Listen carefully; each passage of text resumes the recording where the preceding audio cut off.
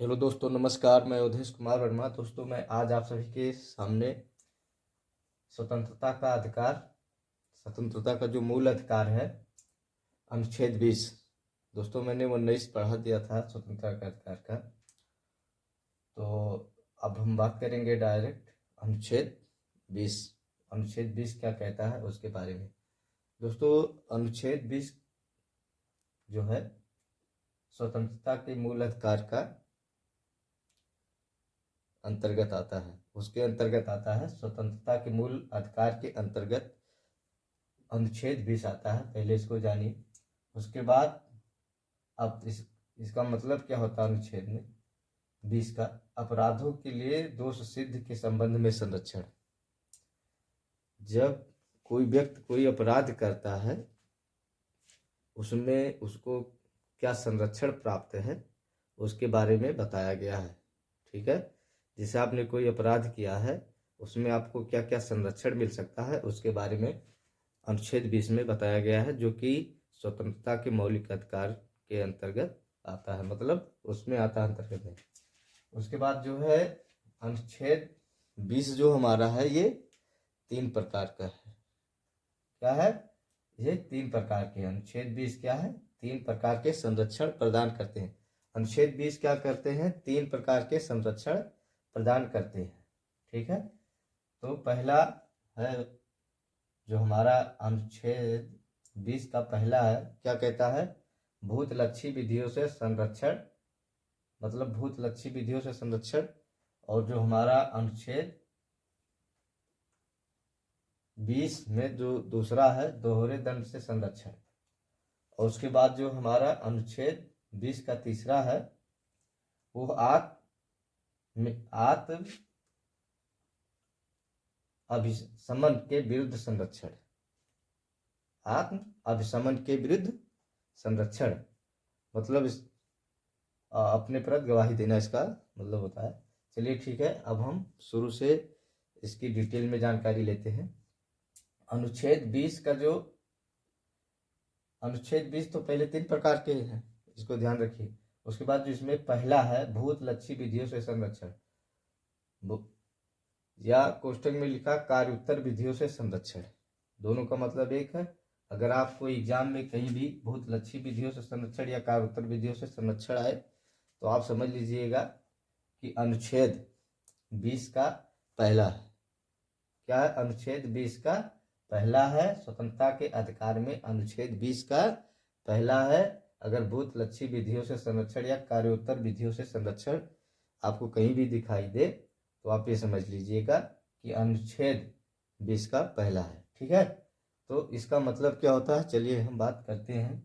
दोस्तों, मान लीजिए इसमें इसका कहने का मतलब होता है कि अपराधों के संरक्षण प्रदान करता है अनुच्छेद 20। तो इसमें भूतलक्षी विधियों से संरक्षण का मतलब होता है कि आपने, जिसे मान लीजिए कोई अपराध किया है। कब? आज के 10 साल पहले आपने कोई अपराध कर दिया, और उस समय उस अपराध की जो सजा था वो कितना था? 10 साल। कितना था? 10 साल। लेकिन अब नया नियम लगाया गया, फिर से संविधान में जो है संशोधन कर दिया गया, और संशोधन करने के बाद जो है ये कह दिया गया कि अब इसमें 15 साल की सजा होगी। तो आपको जो है 15 साल की सजा नहीं होगी। आपने जब अपराध किया था और उस समय जो 10 साल की सजा थी, तो आपको वही सजा होगी जो 10 साल पहले थी संविधान में, वही सजा आपको होगी। क्योंकि आपने जब अपराध किया था तब वही सजा थी।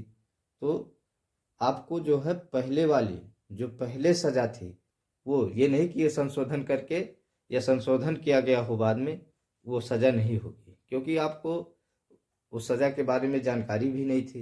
ये बाद में जो संशोधन किया जाएगा वो सजा आप पे नहीं लागू होगा। सीधा मतलब आप समझ लीजिए कि जो अपराध आपने किया था उस समय जो सजा थी, आपको वही सजा आप पे लागू होगी। ठीक है।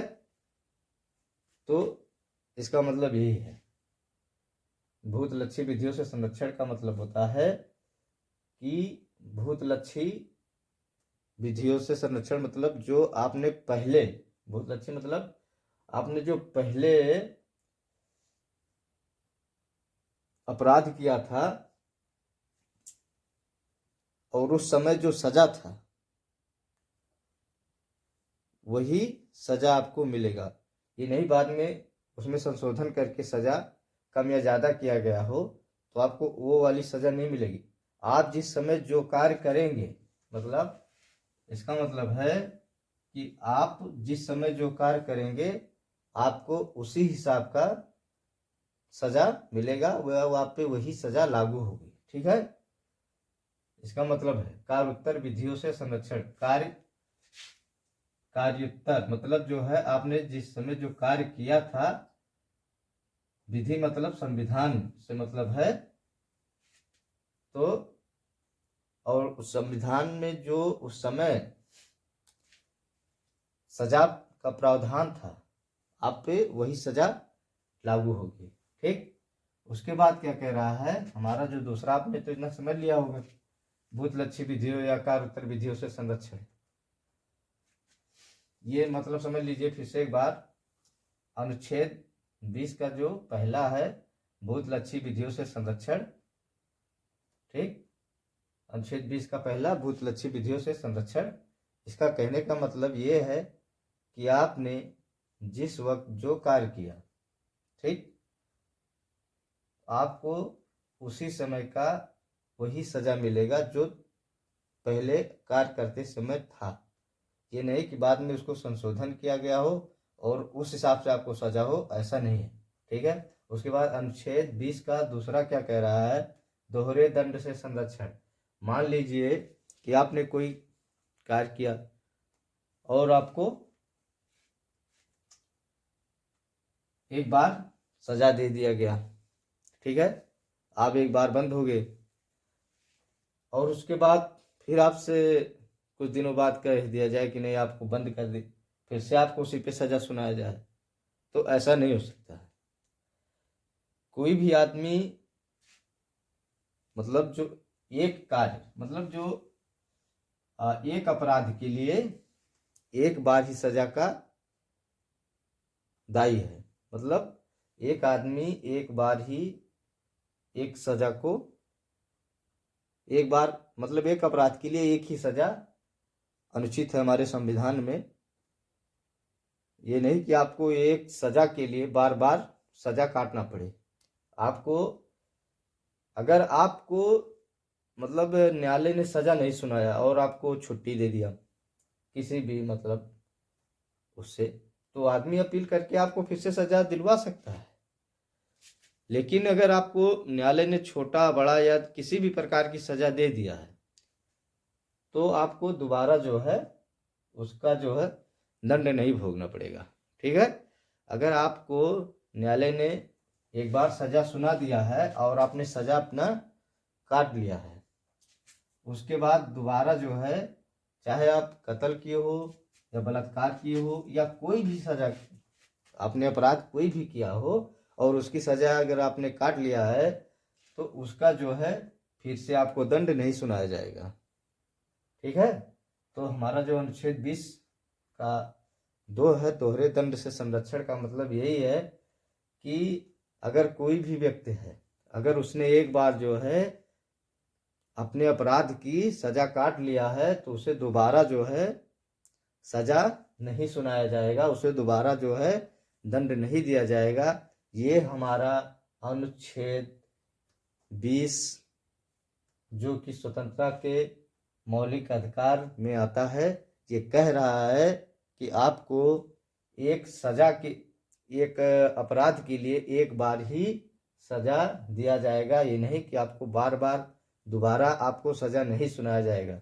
हाँ, मैं एक बार फिर कहता हूँ कि अगर आपको न्यायालय ने सजा नहीं सुनाया और आप किसी तरीके से छुट्टी पा गए हैं तो आदमी फिर कहीं अन्य न्यायालय में या फिर से वो उस केस को चलवा के और आपको सजा दिलवा सकता है। लेकिन यदि आपने सजा काट लिया है तो आपको दोबारा सजा नहीं होगा। ठीक, उसके बाद हमारा जो अनुच्छेद 20 का तीसरा क्या कहता है, आत्म अभिसमन के विरुद्ध संरक्षण, अपने प्रति गवाही देना। इसका मतलब क्या होता है, अपने प्रति गवाही देना। मतलब जैसे कि आपने कोई अपराध किया तो कोई भी, चाहे वो कोर्ट हो, पुलिस हो, वो आपको अपने प्रति गवाही देने के लिए जबरदस्ती नहीं कर सकती है। लेकिन क्या है कि पुलिस करती है। क्या है कि पुलिस करती है। इसलिए कहा गया है कि कभी भी किसी को पुलिस यदि पकड़ कर ले जाती है, अगर वो कहती है या कहता है मतलब कि आप कहिए कि हाँ हमने उनका खून किया है या उनको मारा है या उनका सामान चुरा लिया है, तो आप ये कह दीजिए कि हाँ हमने चुरा लिया, नहीं तो पुलिस आपको बहुत मारेगी। इसलिए क्योंकि कोर्ट में पुलिस का बयान मान्य नहीं है, क्योंकि कोर्ट में जो पुलिस का जो गवाह जो मतलब वो है, आपकी गवाही वो पेश करेगा, वो मान्य नहीं है। क्योंकि कोर्ट भी जानती है कि पुलिस मारपीट के भी जबरदस्ती गवाह मतलब जो है गवाही ले सकती है। अपने प्रति जो गवाही आप देते हैं वो कोर्ट में मान्य नहीं रहेगा, जो पुलिस के सामने दिए रहेंगे। ठीक है, लेकिन कोर्ट कभी भी आपको ये बाध्य नहीं कर सकता है और ना करेगा कि आप अपने प्रति गवाही दें।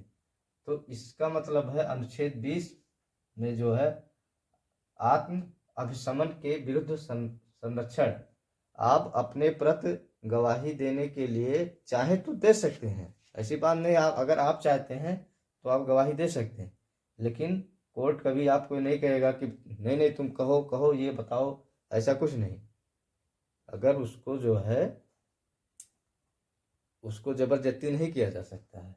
ठीक है, तो अपने प्रति गवाही देने के लिए आप चाहे तो दे सकते हैं, चाहे तो ना दे सकते हैं, ये आपकी मर्जी है।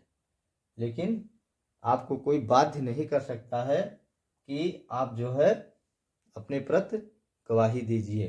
ठीक है, अगर कभी भी पुलिस कोई भी ऐसा केस हो भी जाता है आपसे, अगर पुलिस आपको या झूठे में ले जाती है और कहते हैं कि कहो कि आपने चोरी किया है, तो आप कह दीजिए हमने चोरी किया है, नहीं तो पुलिस आपको बहुत मारेगी। क्यों? क्योंकि अगर उसने झूठ में भी पकड़ा है, सही में पकड़ा है तो वही अलग बात है। अगर उसने झूठ में भी आपको पकड़ लिया है तो किसी के कहने पे पकड़ा होगा, तो आपको ऐसे तो छोड़ेगी नहीं, आपको तो कोर्ट का दरवाज़ा तक ले जाएगी। लेकिन जब आप कोर्ट में जाएंगे तो आप कह दीजिएगा कि हमको जो है पुलिस ने बहुत मारा पीटा और ज़बरदस्ती ये गवाही हमसे ले लिया गया है। ठीक है, तो वहाँ जो पुलिस ने आपसे गवाही लिया वो गवाही नकार दिया जाएगा। ठीक है, तो कभी भी आप ध्यान रखिएगा कि आपके का गवाही आपके प्रति उतना कार्य नहीं करता है। ठीक, नहीं तो आप जैसे हर आदमी कहता है कि हम कोर्ट में गया, वो कहता कि नहीं हमने नहीं कार्य किया, तो क्या आप उसके गवाही के बिना पे उस पर उसको छोड़ दिया जाएगा? नहीं भाई, उसका क्या मतलब है गवाही देने का? वो तो सब कुछ जानता है कि हमने किया है कि नहीं किया है। ठीक, तो आप ये समझ गए होंगे तीनों, हमें आशा है कि आप ये तीनों समझ गए होंगे। और यदि आपको समझ ना आया हो तो कमेंट में अपनी राय ज़रूर शेयर